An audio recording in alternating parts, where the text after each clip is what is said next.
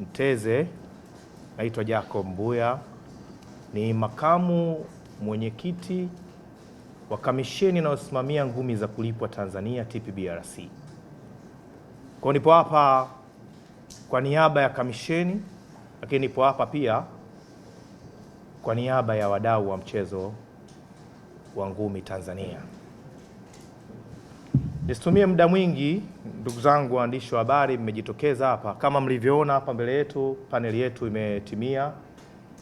Yupo katibu mkuu wa kamisheni ya ngumi za kulipwa Gordon Sajigwa, tupo na daktari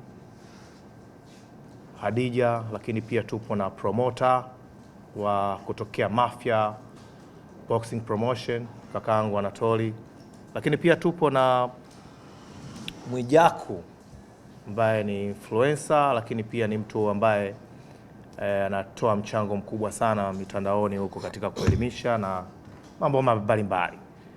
Lakini tupo na Alvin Kamikiu, ni mpinzani wa Ibra Mafia katika ule mchezo ambao tulitarajia kuuona siku ya tarehe 24 Ijumaa juma lililopita. Kwa hiyo mimi nipo hapa kutoa taarifa rasmi kwa kile kilichotokea siku ya tarehe 24. Lakini kabla sijaenda kwenye kile kilichotokea, ningependa kuomba radhi, lakini pia wadau wa mchezo wa ngumi ambao walijitokeza kwa wingi sana kuja kutazama historia ikiandikwa kwa mara ya kwanza. Lakini pia tuna wadau wetu sisi, wape pole pia Mafia Boxing Promotion ambao ndio waandaaji wa mchezo ule kwa yale yaliyojiri. Lakini pia kuna Azam TV ambao ni wadau wakubwa sana wa mchezo Tanzania, ambao wao walikuwa live na uhakika wameathirika kwa kiasi kikubwa sana. Ningependa pia nayo nitoe pole kwa hilo. Lakini kuna wadhamini na Robbie One Farmers, kuna Silent Ocean, Vunja Bei, makampuni ni mengi sana ambayo yaliungana kwa pamoja kwenda kushuhudia historia ikiandikwa siku ya tarehe 24. Kilichotokea kilikuwa kipo nje ya uwezo wetu, lakini kwa sababu sisi ndo tulikuwa na jukumu la kukikontrol, kwa hiyo ikabidi tulikontrol. Mapambano yalikuwa takribani 9 au 11 hivi, lakini yaliweza kufanyika mapambano 6. Kwa bahati mbaya mapambano 3 hayakufanyika, ambalo ilikuwa ni main card, ilikuwa inamhusisha Ibra Mafia, lakini kadi nyingine ilikuwa inamhusisha Asemale Welem pamoja na Yohana Mchanje. Opponent wao walipata tatizo ambalo kiafya na kibinadamu tulishindwa kuwaruhusu sisi kama commission waendelee na mchezo, kwa sababu tuliamua kumshirikisha Dr. Hadija kuangalia hali zao. Je, wangeweza kuendelea na pambano? Lakini kwa jinsi alivyoangalia ripoti yake ya siku ile ile, alituambia kwamba hawatoweza kuendelea na pambano. Japo wengine walionyesha kidogo walikuwa wana nguvu, kwa sababu kama mnavyofahamu masuala ya chakula huwa ina react tofauti kwa kila mtu, inatofautiana na blood group.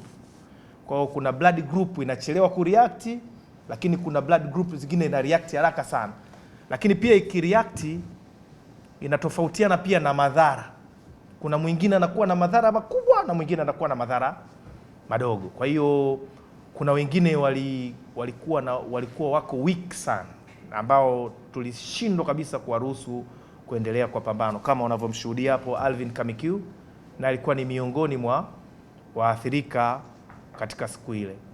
Lakini nisingependa kuingia sana kwenye swala la udaktari, kwa sababu tuko na daktari hapa ambaye iliundwa kamati ya uchunguzi tangu siku ile, siku ya Ijumaa, Jumamosi, Jumapili, siku zote sisi hatukulala hizo mpaka leo hii Jumatatu.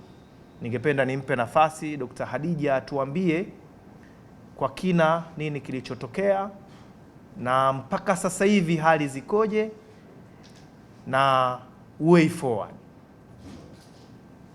Asante. Dr. Hadija, karibu. Piga surprise by the way. Nilikuwa sijajua kama nitatakiwa kuongea. Kwa sababu bosi wako akishaongea sio busara ukatia neno, sije ukampreempt au ukaharibu jambo. Lakini tu labda la kuongeza ni kwamba kama alivyosema makamu, tuwaombe samahani sana wadau wa mchezo wa ngumi za kulipwa Tanzania na nje ya Tanzania kwa kile kilichotokea. Tunajitahidi na tutajitahidi kuendelea kuwa makini kwa michezo mingine ambayo inakuja, ili jambo hili lisijirudie tena, kwa sababu mamlaka mbalimbali zimetuambia ni kuongeza umakini kwenye swala kama hili. Sasa kama nilivyosema, ni sio muongeaji sana kwa hiki ambacho kimeongelewa na makamu pamoja na daktari. Kama kuna swali lolote, kwa sababu naamini ni haki yenu, promoter anakuwa ameshamaliza utaratibu wake awali na kapewa hiyo sanction, na kila kinachoendelea kwenye pambano siku hiyo inakuwa ni wajibu wa commission ya ngumi za kulipwa. Na ndio maana umetuona tuko hapa tunalisemea hilo, tunalizungumzia hilo, na si pambano hili tu, kwa mapambano yote.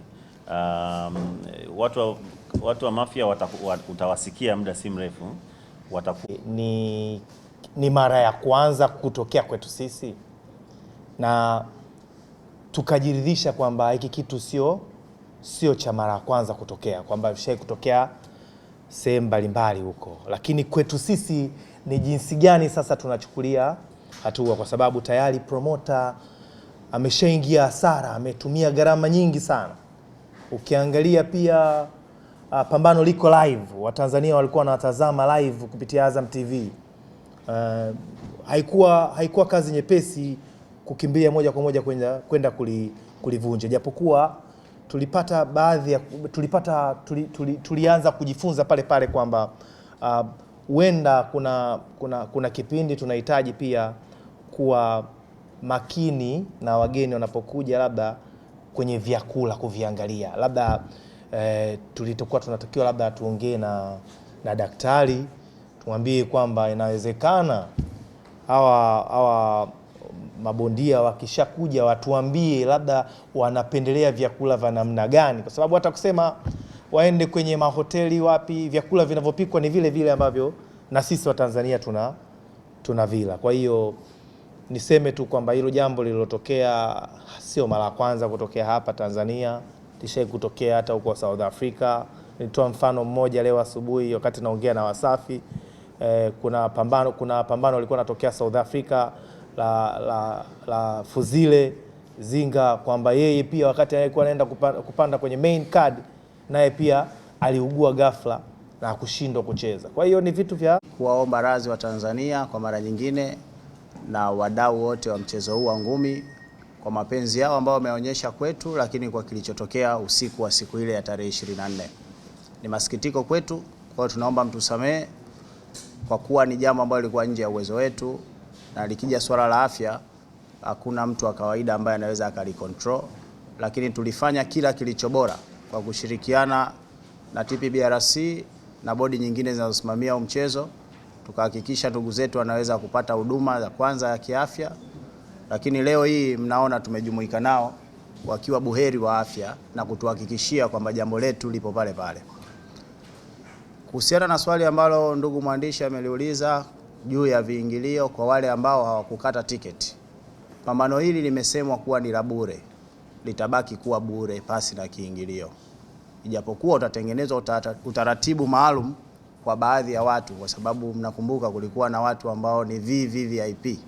Hao watu watapata privilege na kipaumbele zaidi kwenye lile tukio la siku ya tarehe 1 mwezi wa 5 siku ya Ijumaa.